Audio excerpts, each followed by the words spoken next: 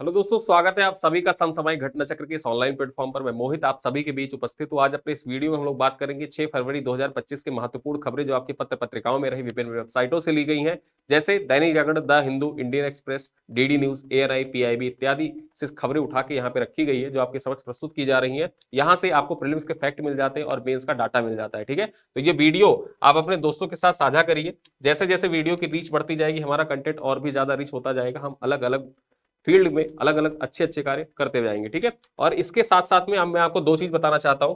नव्य धारा बैच हमारा स्टार्ट हो चुका है, और नव्य धारा बैच, देखिए कोई बैच जब स्टार्ट होता है तो बैच के शुरुआत में हमेशा, जब भी आप अपना स्टार्ट करें तो बैच जब स्टार्ट हो रहा है तो उसके शुरुआत से ही जुड़ जाए। बीच में जब आप जुड़ते हैं तो पीछे की चीजें कवर होंगी, फिर साथ की चीजें आपको साथ में लेके चलनी होती है, पीछे की चीजें कवर करनी होती है, तो इससे बहुत हौच पौच हो जाता है। हौच पौच ना हो इस वजह से जो लोग ज्वाइन करना चाहते हैं नव्य धारा बैच, अभी ज्वाइन कर सकते हैं, क्योंकि अभी मात्र आज दूसरा दिन है, दूसरी क्लास अपलोड हुई है वहां पर। तो इस वजह से बहुत ज्यादा आपका कोर्स पीछे नहीं जाएगा, बहुत ज्यादा छूटेगा नहीं। आप नव्य धारा बैच ज्वाइन कर सकते हैं। अभी भी आप इस वीडियो के रेफरेंस के माध्यम से जाएंगे तो आपको 15% का ऑफ मिल जाएगा। मैं इस वीडियो के डिस्क्रिप्शन में, जो डिस्क्रिप्शन छोड़िए, कमेंट कर, जो कमेंट होता है वहां पर मैं मैसेज पिन करवा दूंगा 15% ऑफ वाला। ठीक है, सिर्फ इस वीडियो के रेफरेंस से आप जाएंगे तभी आपको 15% ऑफ मिलेगा आज। ठीक है, ये वीडियो अपलोड होने के बाद अगर जो आप एडमिशन लेते हैं तो आपको आज 15% ऑफ मिल जाएगा। और ये अन्य किसी वीडियो पर उपलब्ध नहीं है, मैं आपको बता दे रहा हूं। ये 15% ऑफ अन्य किसी वीडियोस के माध्यम से आप जाएंगे तो वहां पर आपको हो सकता है शायद ना मिले, लेकिन हमारे वीडियो, मतलब यहाँ इस वीडियो के रेफरेंस के माध्यम से आप जाएंगे, 15% ऑफ जो डिस्क्रिप्शन उसमें पिन कमेंट में है, तो वहां पे आपको ऑफ मिल जाएगा। दूसरी बात मैं करूं पीडीएफ की, आप क्लास पीडीएफ की डिमांड करते हैं कि सर जो ये क्लास पीडीएफ है इसकी पीडीएफ हमको दे दिया करिए, रिवीजन करने में आसानी होगी। तो मैं आपको बताऊं, ये पीडीएफ अब आपको मिलना स्टार्ट हो गई है। आप हमारे ऐप पर जाएंगे तो वहां पर ऐप पर आपको ये पीडीएफ मिलना स्टार्ट हो जाएगी। और इस पीडीएफ के साथ साथ में हम लोग क्या दे रहे हैं, देखिए जब आप ऐप पर विजिट करेंगे तो वहां पे आपको 3 स्लॉट दिखेगा। ठीक है, अभी फिलहाल 2 स्लॉट दिख रहा है, लेकिन वहां पर आपको 3 स्लॉट मिलेंगे। 3 स्लॉट में क्या, एक तो वहां पर वीडियो के लेक्चर, वीडियो लेक्चर तो आपको जो यूट्यूब पे मिल रहा है वो वहां मिल ही जाएगा। दूसरा होगा पीडीएफ का। ठीक है, दूसरा होगा पीडीएफ का, कि वहां पीडीएफ मिल जाएगा। साथ ही साथ जो हमारा पूरा फरवरी महीना जब कंप्लीट हो जाएगा, जैसे अभी हम 6 फरवरी पर है, जब हमारा पूरा महीना 28 फरवरी तक कंप्लीट हो जाएगा, उसके बाद पूरे फरवरी महीने के जो सबसे महत्वपूर्ण खबर हो सकती है आपकी परीक्षा के दृष्टिकोण से, यूपी पीसीएस और आरओ से रिलेटेड जैसे भी करंट अफेयर अभी पूछे गए हैं पिछले एग्जामों में, वैसे ही करंट अफेयर पैटर्न पर वहां पर एक 200 क्वेश्चन का टेस्ट भी लगा होगा। ठीक है, 200 प्रश्न का एक टेस्ट भी यहां पर लगा होगा। और ये ऐप पर जब आप पीडीएफ या करंट अफेयर से रिलेटेड जो पॉइंट्स हैं उनको जब आप वहां पर देखेंगे तो वो एक पैकेज के फॉर्मेट में आपको वहां पर मिल जाएगा। ठीक है, पैकेज के फॉर्मेट में मिल जाएगा, और उसका मूल्य सिर्फ 25 रुपए है, और 25 रुपए भी आपको पे नहीं करना है। ठीक है, यहां पर आपको 25% ऑफ मिल जाएगा, करीब 18 रुपए के आसपास आपका पे होगा। मतलब आप पूरे महीने का करंट अफेयर जो तैयार कर रहे हैं, एक दिन का आप 60 पैसे भी नहीं पे कर रहे हैं, 60 पैसे से भी आपका कम पैसा पे हो रहा है यहाँ पर। ठीक है, तो आप देख सकते हैं इस चीज को, अगर जो आप पीडीएफ या टेस्ट सीरीज वगैरह हमारे जो ज्वाइन करना चाहते हैं करंट अफेयर से रिलेटेड, और लग के डेली और रेगुलर साथ में तैयारी करना चाहते हैं, तो आप जाके वहां से इस चीज को परचेज कर सकते हैं। जो हमारा पीडीएफ है, पीडीएफ के साथ साथ में आपको महीने के एंड में एक कंपाइलेशन पीडीएफ में मिल जाएगी, जिसमें पूरे महीने का जो न्यूज है, खबरें हैं, वो एक साथ कंपाइल की होगी। आप डेली पढ़ना चाहते हैं तो डेली भी पढ़ सकते हैं, लेकिन जो पीडीएफ है वो पीडीएफ एक्सेस तभी होगी जब आप उस चीज को एनरोल कर लेंगे, वहां पर एनरोल कर लेंगे। तो जो भी पीडीएफ पढ़ना चाहते हैं आप जाके वहां पे खुद को एनरोल कर सकते हैं। आइए स्टार्ट करते हैं। सबसे पहले देखते हैं दिवस, जो महत्वपूर्ण दिवस होते हैं उन पे हम डेली चर्चा करते चलते हैं। 6 फरवरी का जो दिन है, इसको किस दिवस के रूप में मनाया जाता है और इसका थीम क्या, देखिए परीक्षा के लिए आपके क्या महत्वपूर्ण, परीक्षा के लिए महत्वपूर्ण है दिवस, कौन सा दिवस मनाया जाता है, कब मनाया जाता है, उसका थीम क्या है। 3 चीजें इंपॉर्टेंट होती है। तो सबसे पहले जो 6 फरवरी है इंपॉर्टेंट हो जाता है, कौन सा दिवस मनाया जाता है 6 फरवरी को, तो देखें यहां पर, international day of zero tolerance for female genital mutation. ठीक है, तो ये दिवस मनाया जाता है। और इसका थीम क्या है, अब हमने दिवस के बारे में जान लिया, अब दिवस के साथ साथ में थीम भी जान लेते हैं। थीम क्या है, थीम है इसका स्पीड अप। क्या है, स्पीड अप इसका थीम है, और ये आपके परीक्षा के दृष्टिकोण से इंपॉर्टेंट है, याद रखना। 6 फरवरी का दिवस परीक्षा पूछे किस रूप में मनाया जाता है और इसका थीम क्या है। ठीक है, आगे देखें, कुछ आयोजन है जो आपके परीक्षा के दृष्टिकोण से महत्वपूर्ण है, और पीवाईक्यू में यहां से क्वेश्चन पूछे गए हैं। तो हरियाणा सरकार के द्वारा, आप जानते ही होंगे, सूरज कुंड मेले का आयोजन किया जाता है। ठीक है, तो हरियाणा सरकार के द्वारा जो सूरज कुंड मेले का आयोजन किया जाता है, ये कहां पर आयोजित किया जा रहा है और कब से कब तक इसका आयोजन किया जाएगा? तो इसका जो आयोजन होगा वो 7 से 23 फरवरी 2025 के बीच में सूरज कुंड जो पड़ता है फरीदाबाद में, यहां पर इसका आयोजन किया जाएगा। ठीक है, तो सूरज कुंड मेला का आयोजन फरीदाबाद हरियाणा में किया जा रहा है। कब से कब तक होगा? ये 7 से 23 फरवरी 2025 के बीच में होगा। और इस बार कौन सा संस्करण आयोजित किया जा रहा है? तो 38वां संस्करण आयोजित किया जा रहा है। फोटो के माध्यम से आप देखेंगे तो चीजें आपको जल्दी याद होती जाएंगी। और सूरज कुंड मेले के बारे में अभी मैं आगे और भी बातें आपको बताऊंगा। अब यहां पर एक आपके परीक्षा के दृष्टिकोण से और भी आयोजन जो है वो महत्वपूर्ण है, काला घोड़ा आर्ट फेस्टिवल। अब काला घोड़ा आर्ट फेस्टिवल जो है ये कहां पर होता है, कहां पर मनाया जाता है? तो ये मुंबई महाराष्ट्र में। ठीक है, कहां पर? मुंबई महाराष्ट्र में इसका आयोजन हुआ था। और ये परीक्षा में पूछा जा चुका है कब से कब इसका आयोजन होता है? तो 25 जनवरी से 2 फरवरी 2025 के बीच में इसका आयोजन हुआ था। किसी कारणवश वहां पर उस टाइम जब मैं पढ़ा रहा था, स्टार्ट किया था मैंने फरवरी, तो जिस दिन इसका एंड हुआ था उस टाइम पे नहीं बता पाया था। लेकिन आज आप जाने रहिए, आपके परीक्षा के दृष्टिकोण से इंपॉर्टेंट है। काला घोड़ा आर्ट फेस्टिवल कहां पर सेलिब्रेट होता है? पीवाईक्यू में यही पूछा था। आप जब देखेंगे तो देखेंगे वहां पर लिखा हुआ कि मुंबई महाराष्ट्र में इसको सेलिब्रेट किया जाता है। ठीक है, अगली खबर क्या है आपके परीक्षा के दृष्टिकोण से मोस्ट इंपॉर्टेंट है। देखिए, भारत रंग महोत्सव। अब भारत रंग महोत्सव जो है इसका आयोजन किसके द्वारा किया जाता है? तो नेशनल स्कूल ऑफ ड्रामा के द्वारा इसका आयोजन किया जाता है। नेशनल स्कूल ऑफ ड्रामा इसका आयोजन करती है भारत रंग महोत्सव। इस बार कौन सा संस्करण आयोजित किया गया? तो इस बार 25वां संस्करण आयोजित किया गया। ठीक है, 25वां संस्करण आयोजित किया गया है। International theatre festival of India है ये, 25वां international theatre festival of India है। और भारत रंग महोत्सव देखा जाए तो कब से कब तक सेलिब्रेट किया जा रहा है? तो 28 जनवरी से 16 फरवरी 2025 के बीच तक इसको सेलिब्रेट किया जाएगा। और ये भारत के साथ साथ नेपाल एंड श्रीलंका में भी मनाया जाएगा। ठीक है, भारत के विभिन्न शहरों तथा नेपाल और श्रीलंका के विभिन्न शहरों में इसको सेलिब्रेट किया जा रहा है भारत रंग महोत्सव को। और इसके बारे में भी आगे हम डिटेल से जानेंगे। ठीक है, अब यहां पर सबसे पहले आते हैं अपनी महत्वपूर्ण खबरों पर। पहली खबर क्या है? पहली खबर है आकाशवाणी से।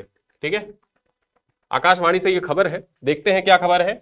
भारत की स्वतंत्रता की घोषणा करने वाले पहले तमिल न्यूज रीडर का निधन हो गया है। ठीक है, भारत की स्वतंत्रता की घोषणा करने वाले पहले तमिल न्यूज रीडर का निधन हो गया है। इनके बारे में जानना आपके लिए जरूरी हो जाता है। तो यहां पर बात करें, veteran Akashvani news reader Venkat Raman इनका नाम था। नाम क्या था?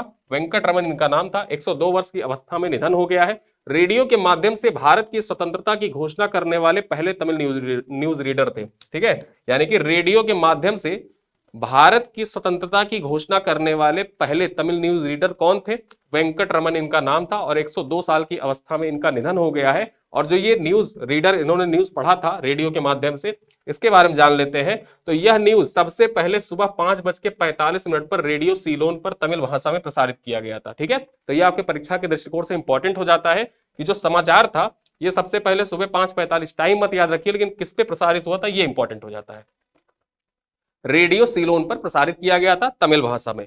और ये है वेंकट रमन जी। यहां पर आप देख सकते हैं, India's first Tamil voice to announce India's independence. ठीक है, first Tamil voice to announce India's independence pass away at 102, यानी कि 102 साल की अवस्था में इनका निधन हो गया। अगली खबर क्या है? Global Bangla business summit. अब ग्लोबल बांग्ला बिजनेस समिट से पता चल रहा है, कल मैंने आपको बताया था कि पश्चिम बंगाल अपना नाम बदलने की मांग कर रहा है कि हमारा नाम परिवर्तित कर दीजिए, हमको बांग्ला कर दीजिए हमारा नाम। ठीक है, तो उसी क्रम में अगर जो देखा जाए, उस क्रम में नहीं लेकिन वहीं से बांग्ला से रिलेट करिएगा कि बांग्ला से यहां पर पता चल रहा है कि ग्लोबल बंगाल बिजनेस समिट। अब यहां पर देखें तो पश्चिम बंगाल के मुख्यमंत्री ममता बनर्जी कोलकाता के न्यू टाउन स्थित विश्व बांग्ला कन्वेंशन सेंटर में 8वें ग्लोबल बंगाल बिजनेस समिट का उद्घाटन किया। किसके द्वारा किया गया है?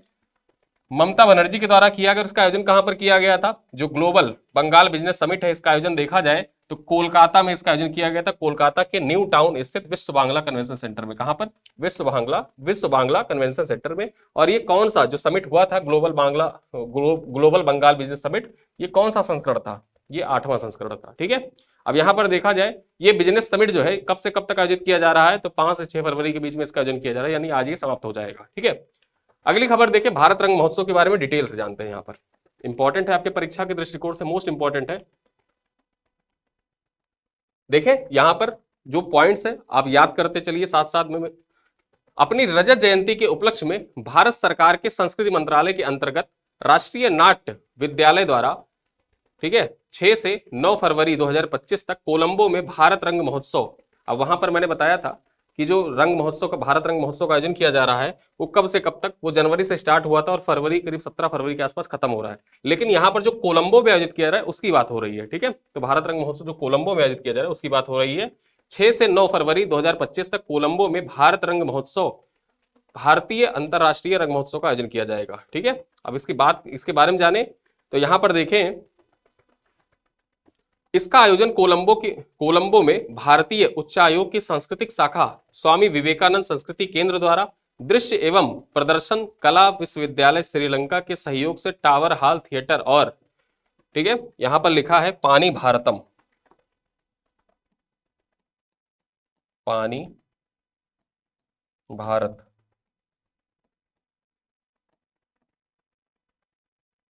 थिएटर। ठीक है, ढक गया है, यहां पर ये लोगो आ गया था, तो यहाँ पानी भारत लिखा है, पानी भारत थिएटर में आयोजित किया जाएगा। ठीक है, तो जो कोलंबो में आयोजित होगा वो कहां पर होगा, टावर हॉल थिएटर और पानी भारत थिएटर में आयोजित किया जा रहा है कोलंबो में। कब से कब तक, 6 से 9 फरवरी के बीच में। आगे बात करें भारंगम। अब भारंगम यानी कि भारत रंग महोत्सव कहना चाह रहा है, भारंगम, उसको शॉर्ट में कर दिया भारंगम। भारंगम के नाम से मशहूर जो भारत रंग महोत्सव है, दुनिया का सबसे बड़ा थिएटर फेस्टिवल है। यह 28 जनवरी से शुरू हुआ है और 16 फरवरी 2025 तक भारत, श्रीलंका और नेपाल के 13 शहरों में जारी रहेगा। यानी कब से स्टार्ट हुआ था जान लीजिए, 28 जनवरी से तो शुरू हुआ था और ये कब तक चलता रहेगा, ये 16 फरवरी 2025 तक चलता रहेगा। भारत, श्रीलंका और नेपाल में आयोजित किया जाएगा और यहाँ के 13 शहरों में इसका आयोजन होगा। ठीक है, इस अग्रणी प्रयास के माध्यम से एनसीडी अंतरराष्ट्रीय जुड़ाव को एक फेस्टिवल की पहुंच का विस्तार कर रहा है। ठीक है, आगे बात करें भारत रंग महोत्सव 2025 का थीम क्या है। थीम इंपॉर्टेंट है आपके परीक्षा के दृष्टिकोण से, एक अभिव्यक्ति सर्वोच्च सृजन, ये इंपॉर्टेंट है आपके परीक्षा के दृष्टिकोण से, इसको याद रखिएगा। एक अभिव्यक्ति सर्वोच्च सृजन जो है, ये इसका जो भारत रंग महोत्सव है, भारत रंग महोत्सव इसका थीम है। ठीक है, तो भारत रंग महोत्सव का थीम आपसे परीक्षा में पूछ ले तो सोते जगते याद रखिएगा कि एक अभिव्यक्ति सर्वोच्च सृजन इसका थीम था। अब यहां पर आगे हम बात कर लें कि भारत रंग महोत्सव 2025 में रूस, इटली, जर्मनी, नॉर्वे, चेक गणराज्य, नेपाल, ताइवान, स्पेन, श्रीलंका के 200 से अधिक अनूठे प्रोडक्शन शामिल है।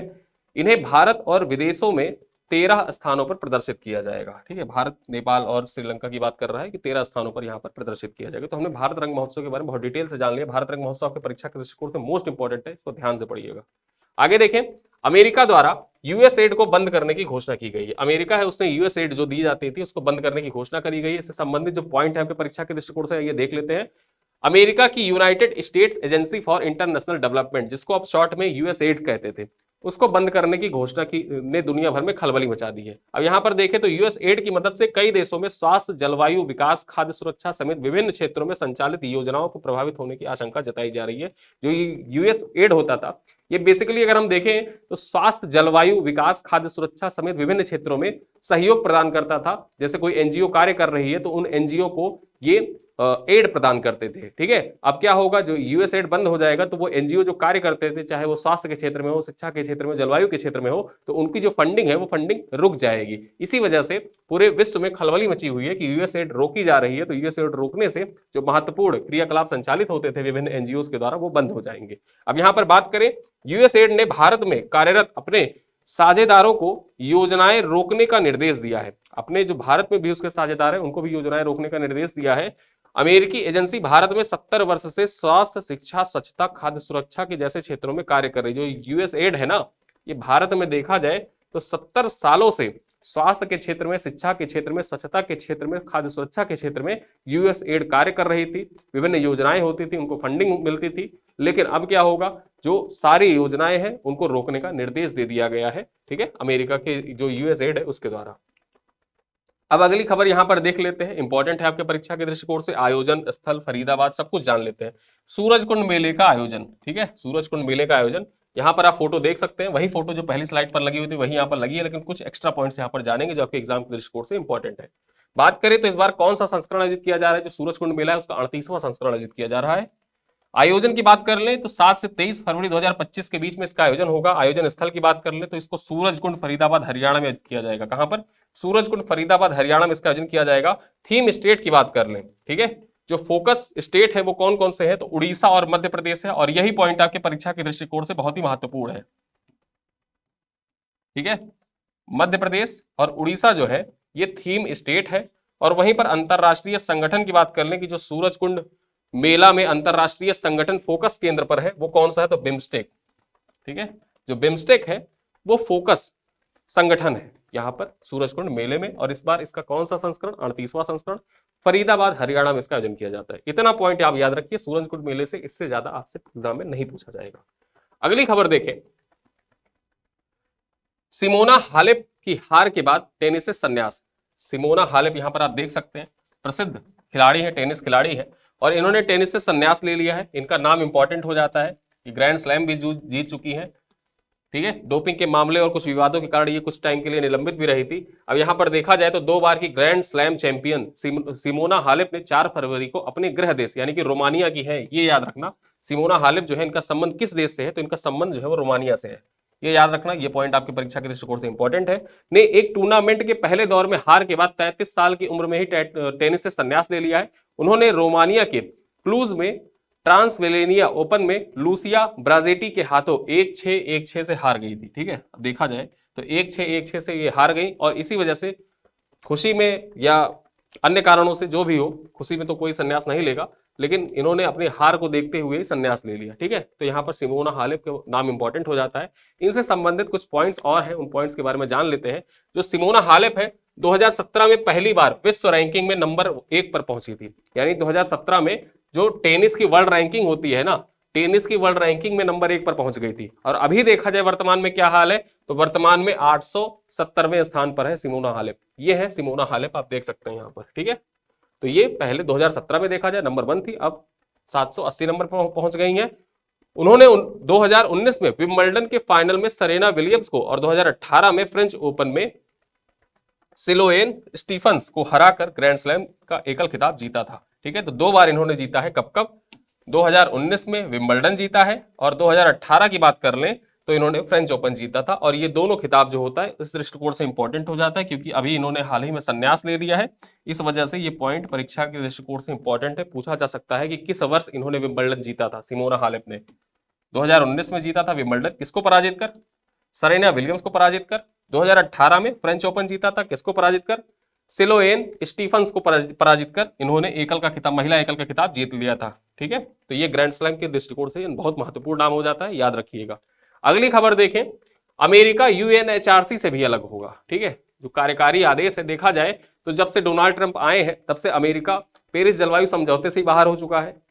उसके बाद देखा जाए तो डब्ल्यूएचओ से बाहर हो चुका है, यूएसएड रोक दिया है, डब्ल्यूटीओ से भी बाहर होने की बात चल रही है, और उसके बाद यूएन की जो फंडिंग है वो भी रोकने की बात चल रही है, और वहीं पर यूएनएचआरसी जो है इससे भी बाहर होने की बात उसने अमेरिका ने कह दी है। कार्यकारी हस्ताक्षर भी यहां पर कर दिया है, देख लीजिए आप, ठीक है। अब यहां पर बात करें तो अमेरिकी राष्ट्रपति ने संयुक्त राष्ट्र मानवाधिकार परिषद, जिसको आप शॉर्ट में यूएनएचआरसी कहते हैं, से अमेरिका के अलग होने संबंधी एक शासकीय आदेश पर हस्ताक्षर कर दिया है, ठीक है। अब यहां पर बात करें, इसके साथ ही फिलिस्तीन शरणार्थियों के लिए एजेंसी को भविष्य में सहायता राशि जारी करने पर भी रोक लगा दी है। यानी जो ये यूएनएचआरसी है वो फिलिस्तीन में जो कार्य करती थी, जो वहां के शरणार्थी होते थे उनके जो हित में जो कार्य किए जाते थे, उनके रिहेबिलिटेशन के लिए जो कार्य किए जाते थे, उनको पुनर्स्थापना के लिए, और वो जो कार्य वहां पे संचालित होते थे उन सब के लिए जो ये यूएनएचआरसी थे ना, वो जो फंडिंग उसको देता था अमेरिका, उस फंडिंग पे भी रोक लगा दी अमेरिका ने, ठीक है। तो इस प्रकार देखा जाए तो यूएनएचआरसी से अमेरिका खुद को अलग कर लिया है। और वहीं पर मैं बात करूं तो डब्ल्यूएचओ से अमेरिका तो अलग हुआ था, ठीक है। अब डब्ल्यूएचओ से अमेरिका अलग हुआ था, उसी के साथ करंट के लिए एक पॉइंट और याद रखिए कि अर्जेंटीना भी अलग हो गया है डब्ल्यूएचओ से, ठीक है। आज ही अलग हुआ है, आज न्यूज आ रही थी कि अर्जेंटीना भी डब्ल्यूएचओ से खुद को अलग कर रहा है, ठीक है। तो डब्ल्यूएचओ से खुद को अमेरिका के बाद किस देश ने अलग कर लिया है, परीक्षा में आपसे पूछे, टिक करके आइएगा, अर्जेंटीना ने अलग कर लिया है। अगली खबर देखें, भारतवंशी तुलसी के नाम पर सीनेट समिति की मुहर। अब यहां पर ये नाम जो तुलसी है ना, तुलसी गैबॉर्ड, यहां पर आप देख सकते हैं, सेनेटर है ये अमेरिका में, इनका नाम इंपॉर्टेंट हो जाता है। क्यों इंपॉर्टेंट हो जाता है? यूपीपीसीएस का मेंस का एग्जाम आपने जब दिया, मतलब जिन लोगों ने दिया है इस बार 2023 का मेंस दिया था, उसमें आप जब जीएस पेपर 2 का पेपर दे रहे थे तो उसमें एक प्रश्न पूछा था कि अमेरिका की अर्थव्यवस्था या अमेरिका के विकास में भारतीयों का योगदान, वहां पर कुछ नाम मेंशन करने होते थे। नाम मेंशन करने के लिए मतलब अनिवार्य नहीं था, लेकिन जब आप मेंशन करते हैं कि किस प्रकार जो भारतीय मूल के लोग हैं वो अमेरिका के विकास में योगदान दे रहे हैं, तो जीएस पेपर 2 में वो आपका वैल्यू एडेड मटेरियल की तरह नाम हो जाते हैं। तो ऐसे नाम आपकी परीक्षा के दृष्टिकोण से इंपॉर्टेंट हो जाते हैं। और अब तो और महत्वपूर्ण है कि बड़े बड़े पदों पर जो भारतीय मूल के लोग हैं वो स्थापित होंगे। यहां पर बात करें तो राष्ट्रीय खुफिया निदेशक, यानी कि ये डायरेक्टर बनेंगी, जो डायरेक्टर बनेंगी, राष्ट्रीय खुफिया निदेशक बनेंगी ये, इनके पद के लिए सीनेट के एक प्रमुख समिति ने भरतवंशी तुलसी गैबार्ड के नाम पर मुहर लगा दी है। ठीक है, अब यहां पर देखा जाए इनको मुहर लगा दी गई इनके नाम पर कि ये आगे चल के ये डीएनआई बनेंगी, डीएनआई ये बनेंगी। और डीएनआई अगर जो देखा जाए तो राष्ट्रीय खुफिया निदेशक बनेंगी। अब उनके नाम की पुष्टि के लिए सीनेट में व्यापक मतदान का मार्ग प्रशस्त हो गया। मतलब अब क्या होगा, जो सीनेट होती है, सीनेट में इनके नाम पर मतदान होगा और देखा जाएगा कि इनको अगर ज्यादा मत मिलते हैं तो ये मुहर लग जाएगी, पूरा फाइनल हो जाएगा कि यही अमेरिका की राष्ट्रीय खुफिया निदेशक बनेंगी। और इस दृष्टिकोण से इनका नाम बहुत ही महत्वपूर्ण हो जाता है। आगे बात करें कि हाल ही में राष्ट्रपति डोनाल्ड ट्रंप ने 43 वर्षीय तुलसी गैबार्ड को डीएनआई के निदेशक के पद के लिए नामित किया था। ठीक है, अब डीएनआई के निदेशक के पद के लिए तो तुलसी गैबार्ड को नामित कर दिया था। सेनेट पे अब मतदान होगा और मतदान के बाद इनको चुन लिया जाएगा कि ये फाइनली ऑफिशियली देखा जाए तो अमेरिका की राष्ट्रीय खुफिया निदेशक हो जाएंगे। ठीक है, तो इस वजह से यह नाम महत्वपूर्ण है, याद रखिएगा। अगली खबर देखें, शिक्षा सेहत के लिए हिमायती करीम आगा खान चतुर्थ। ठीक है, करीम आगा खान चतुर्थ इनका नाम था, करीम आगा खान फोर्थ इंग्लिश में कहते थे। इनका निधन हो गया है। हार्वर्ड स्नातक के रूप में 20 साल की उम्र में ही दुनिया भर में लाखों इस्माइली, ठीक है, लाखों इस्माइल मुस्लिमों के आध्यात्मिक नेता, धार्मिक नेता थे। आगा खान का मंगलवार को निधन हो गया। यहां पर आगा खान चतुर्थ कर लीजिएगा, आगा खान चतुर्थ का निधन हो गया। शिक्षा और सेहत के हिमायती प्रिंस करीम आगा खान 88 वर्ष की उम्र में लिस्बन पुर्तगाल में अंतिम सांस ली। आगा खान के अनुयायी उन्हें पैगंबर मोहम्मद साहब का वंशज मानते थे। नाम इंपॉर्टेंट हो जाता है। जो आगा खान चतुर्थ थे, इनके जो अनुयायी है ये इनको पैगंबर मोहम्मद साहब का वंशज मानते हैं। ये आप देख सकते हैं, यहां पर ये है प्रिंस आगा खान चतुर्थ। ठीक है, इनको वंशज माना जाता था। और इनके संबंध में एक खास बिंदु ये हो जाता है कि आगा खान को 2015 में सामाजिक कार्यों के लिए भारत के दूसरे सबसे बड़े नागरिक सम्मान पद्म विभूषण से भी सम्मानित किया जा चुका है। इस वजह से इनका नाम परीक्षा के दृष्टिकोण से मोस्ट इंपॉर्टेंट हो जाता है। इनका नाम याद रखिएगा। और पद्म विभूषण से सम्मानित थे। ठीक है, तो इस वजह से इनका नाम बहुत महत्वपूर्ण है, परीक्षा के लिए पूछा जा सकता है। अगला प्रश्न देखें, पहले एशियाड स्वर्ण विजेता सचिन नाग हॉल ऑफ फेम में शामिल। ठीक है, जो पहले एशियाड स्वर्ण विजेता थे इनका नाम क्या था, सचिन नाग, ये हॉल ऑफ फेम में शामिल किए गए हैं। इनसे संबंधित जो पॉइंट है देख लेते हैं। एशियाई खेलों में देश के पहले स्वर्ण पदक विजेता तैराक, ये तैराक थे, ये याद रखना, तैराक थे। सचिन नाग को अंतरराष्ट्रीय तैराकी महासंघ ने हॉल ऑफ फेम में शामिल किया है। ठीक है, किसके द्वारा हॉल ऑफ फेम में शामिल किया गया है, अंतरराष्ट्रीय तैराकी महासंघ के द्वारा सचिन नाग को, जो भारत के प्रसिद्ध तैराक थे और एशियाई खेलों में देश का पहला स्वर्ण पदक इन्होंने जीता था, इनको शामिल किया है हॉल ऑफ फेम में। आगे बात करें, जो सचिन नाग थे 1951 में दिल्ली में हुए एशियाड, यानी कि जो एशियाई खेल दिल्ली में हुए थे 1951 में, उसमें जवाहरलाल नेहरू के समक्ष देश के लिए 100 मीटर फ्री स्टाइल में स्वर्ण पदक दिलाया था।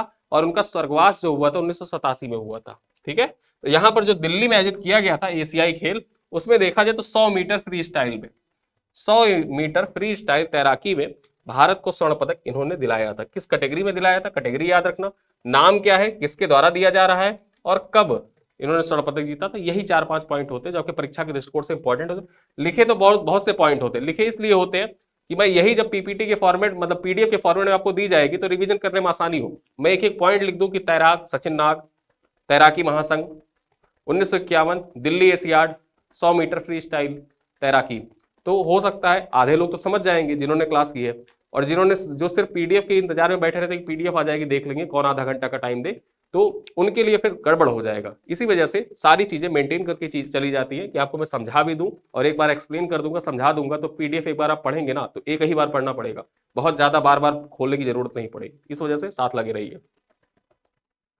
सचिन नाग को मरणोपरांत यह सम्मान इस वर्ष जुलाई में सिंगापुर में होने वाले विश्व चैंपियनशिप के दौरान दिया जाएगा। जो विश्व चैंपियनशिप होगा इस बार सिंगापुर में, तैराकी का विश्व चैंपियनशिप, वहीं पर इनको प्रदान किया जाएगा।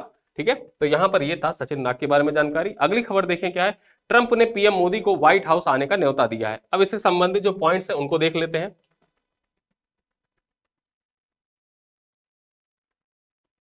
अमेरिकी राष्ट्रपति डोनाल्ड ट्रंप ने प्रधानमंत्री नरेंद्र मोदी को अगले सप्ताह व्हाइट हाउस आने का न्योता दिया है। व्हाइट हाउस के अधिकारियों के द्वारा बुधवार को इसकी आधिकारिक पुष्टि भी कर दी गई है। यानी कि जो भारत के प्रधानमंत्री है वो अमेरिका में जाएंगे, और अमेरिका जाने से पहले ये कहां पर जाएंगे, तो फ्रांस जाएंगे। फ्रांस में क्यों जाएंगे, एआई पर समिट होने वाला है, एआई समिट होने वाला है। और एआई समिट में देखा जाए, ठीक है, तो प्रधानमंत्री मोदी पेरिस में एआई पर अंतरराष्ट्रीय सम्मेलन की सह अध्यक्षता कर रहे हैं। यानी कि देखा जाए तो इस बार जो अध्यक्षता की जा रही है, अध्यक्ष कौन है, फ्रांस है, और सह अध्यक्ष कौन है, भारत है।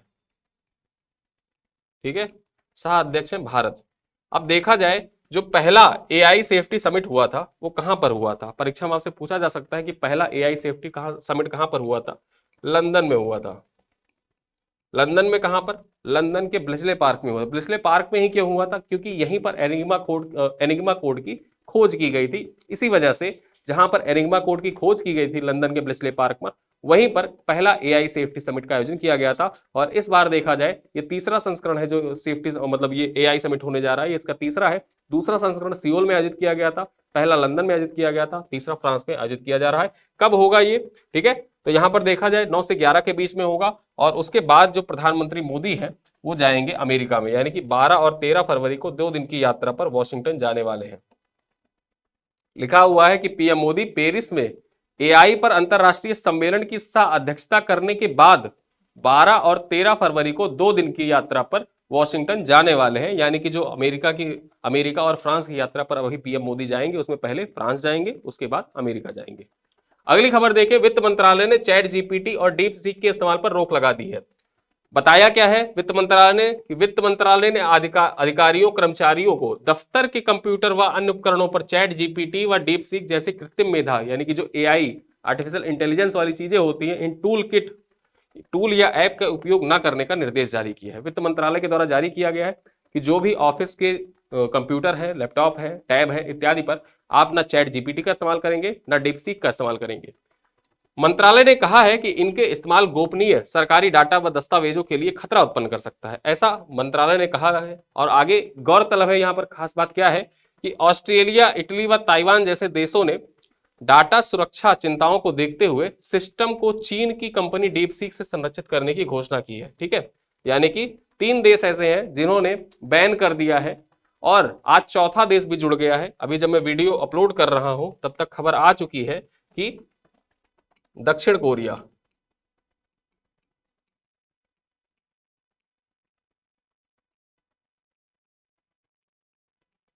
दक्षिण कोरिया दक्षिण कोरिया ने भी जो डीप सीक है चाइनीज ऐप है उसको बैन कर दिया है। तो अब टोटल देखा जाए तो इस कैटेगरी में 4 देश जुड़ चुके हैं, ऑस्ट्रेलिया, इटली, ताइवान और दक्षिण कोरिया जुड़ चुके हैं जिन्होंने डीप सीक को बैन कर दिया है। भारत ने भी बैन कर दिया है। कहां पर, वित्त मंत्रालय ने बैन किया है। और यहां पर देखा जाए तो वित्त मंत्रालय के अधीन जो कर्मचारी कार्य करते हैं, कर्मचारियों के जो कर्मचारी होते हैं तथा ऑफिस के जो लैपटॉप, कंप्यूटर इत्यादि है, वहां पर बैन कर दिया है कि आप उसमें चैट जीपीटी या डीप सीक का इस्तेमाल नहीं कर सकते हैं। अगली खबर देखें क्या है, आरईसी लिमिटेड को गोल्ड अवार्ड का सम्मान। जो आरईसी लिमिटेड है इसको गोल्ड अवार्ड से सम्मानित किया गया है। बात करें यहां पर तो आरईसी लिमिटेड विद्युत मंत्रालय के तहत महारत्न सीपीएसई, ठीक है, सीपीएसई तथा प्रमुख एनबीएफसी को वित्तीय वर्ष 2023-24 के लिए वित्तीय रिपोर्टिंग में उत्कृष्टता के लिए, किसके लिए, वित्तीय रिपोर्टिंग में उत्कृष्टता के लिए, ठीक है, ICAI Indian chartered accountant association पुरस्कार के वित्तीय सेवा क्षेत्र यानी बैंकिंग और बीमा के अलावा श्रेणी के अंतर्गत गोल्ड शील्ड से सम्मानित किया गया।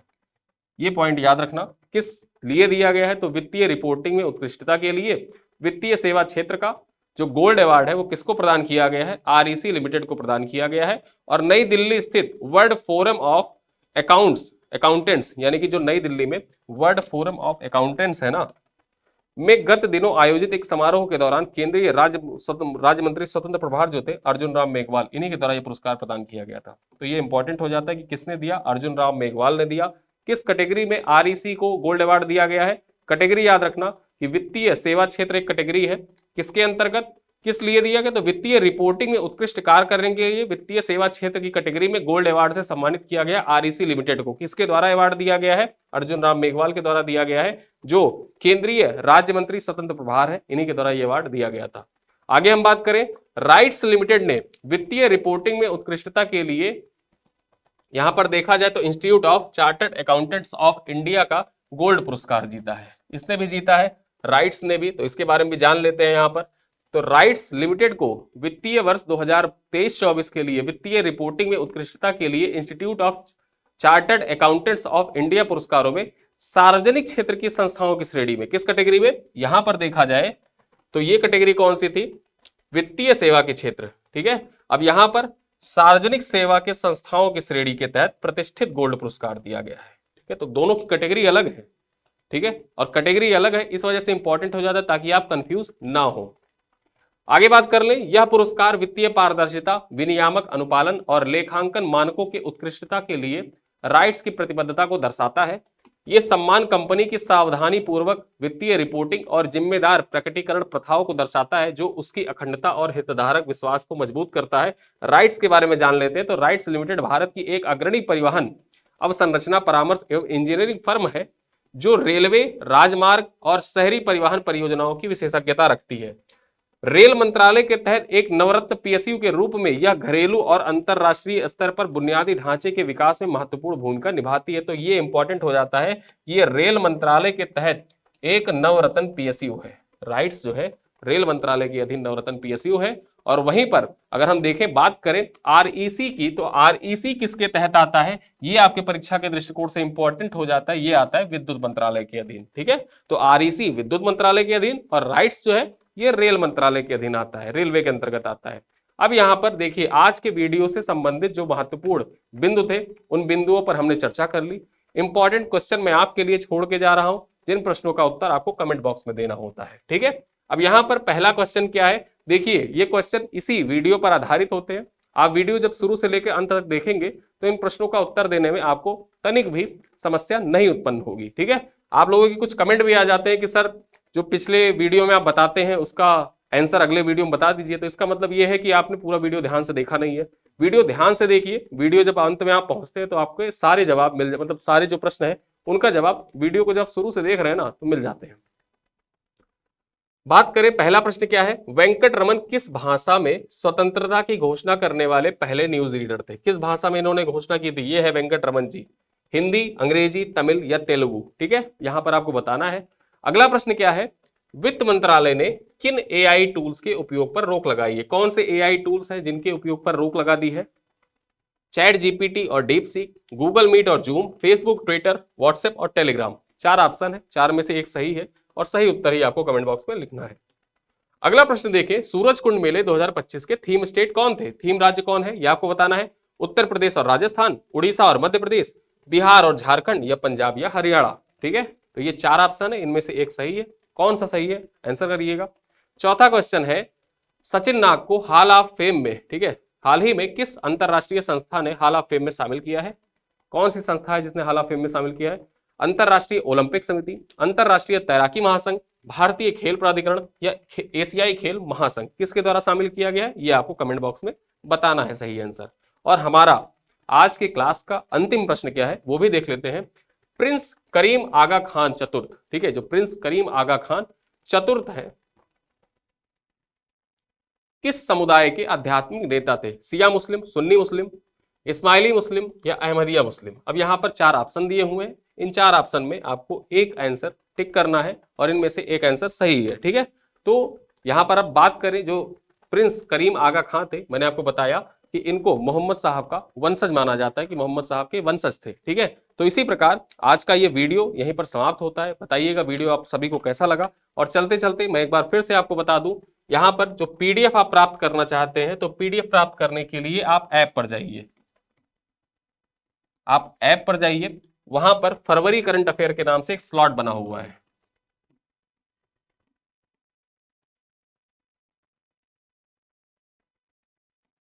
ठीक है, फरवरी करंट अफेयर के नाम से एक स्लॉट बना हुआ है। उस स्लॉट में जब आप एंटर करते हैं तो डेमो के लिए वहां पर पहला पीडीएफ भी लगा हुआ है फ्री में, वो आप डेमो के तौर पर देख सकते हैं। लेकिन जब आप आगे पूरे महीने का पीडीएफ एक्सेस करना चाहते हैं तो वहां पर आपको एक न्यूनतम शुल्क अदा करना होता है। और उसके साथ साथ में जब ये पीडीएफ तो आपको डेली एक्सेस होने लगेगी। ठीक है, डेली एक्सेस होने का कि पूरी फरवरी महीने का आप पीडीएफ वहां पर एक्सेस कर सकते हैं। पूरे फरवरी महीने का एक्सेस हो जाएगा, एक साथ ही जितने पीडीएफ लगते जाएंगे एक्सेस करते आप जाएंगे। साथ ही साथ जब लास्ट में पूरा महीना जब एंड होगा तो महीने के एंड में वहां पर आपको 200 प्रश्नों का एक टेस्ट मिल जाएगा, जो फरवरी महीने के इन्हीं करंट अफेयर पर आधारित होगा। 200 क्वेश्चन का टेस्ट मिल जाएगा और पूरे महीने का जो करंट अफेयर का ये पीडीएफ है, ये कंपाइल करके एक जगह आपको दे दी जाएगी।